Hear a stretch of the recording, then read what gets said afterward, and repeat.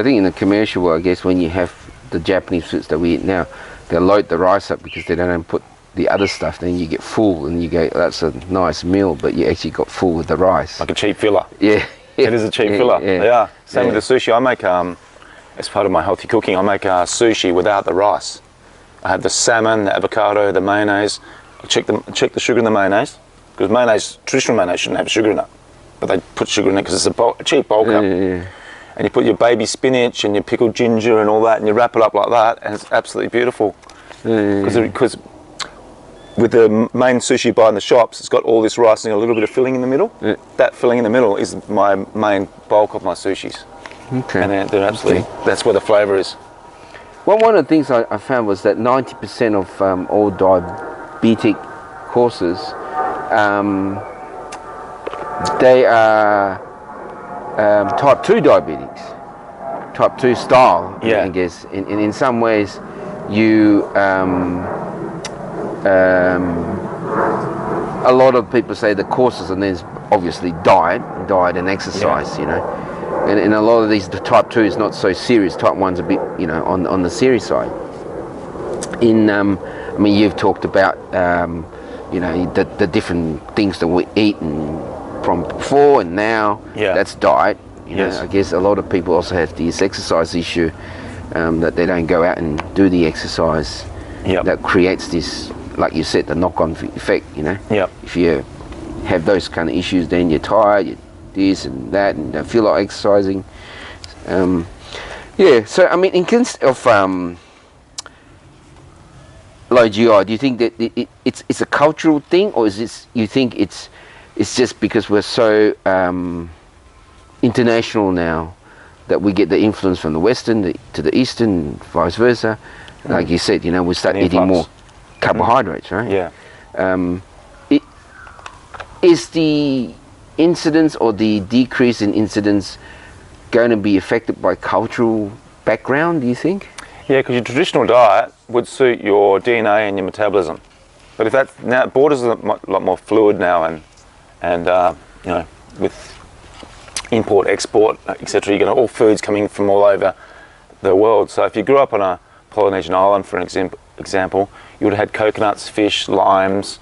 That would have been your traditional diet. Now, if you start importing sauces with sugars in them and juices, you know, etc., diabetes will instantly, or pre-diabetes will instantly go up on those islands, because it's outside your natural, what you've evolved with. So if you stick to your principles of, you know, the Mediterranean diet's one of the best diets in the world if it's adhered to, but then in those areas now there is fast food chains and etc.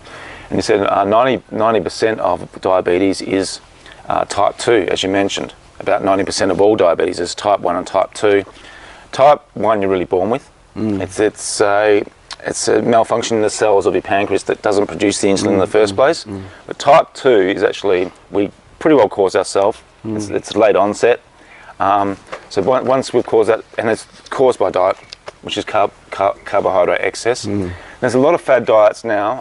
Some of them aren't going to be fad diets, by the way, where they're pretty well carbohydrate free. There's no carbohydrates in them at all, or very low.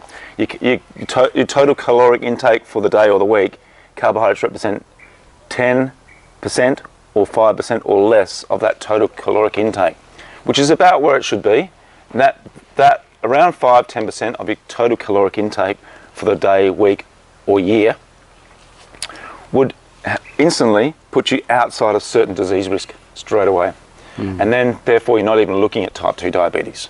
And you can actually even, at 5% caloric intake of carbohydrate, and you make it that low GI, that's even better, then you're actually looking at, you can even reverse pre-diabetes. It can disappear. Yeah. You can actually start reversing. Type 2, you're talking about? Yeah, that's type 2, because type 1 you're born with, and you're insulin dependent right from infant. Right. Yeah.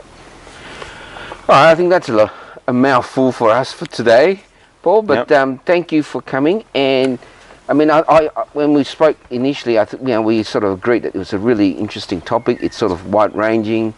You know, everybody that we speak to is affected by it in some ways or another. Yeah. You know, whether you're a professional, non-professional, or different cultures. But yeah, I really appreciate you coming and having a chat and sharing your thoughts with us. Yes. But we will look forward to maybe doing something more. You know, we could expand on some of the things. I mean, you've got a lot of talk just before we started. You started talking to us about lemons being a superfood, and my weed in my garden that's a nettles and stinging things nettle. like that. And you know, it's really interesting. You know, we sort of should have started a lot earlier, but we got caught up talking about all these other stuff. Yeah. But so thank you, Paul, for coming.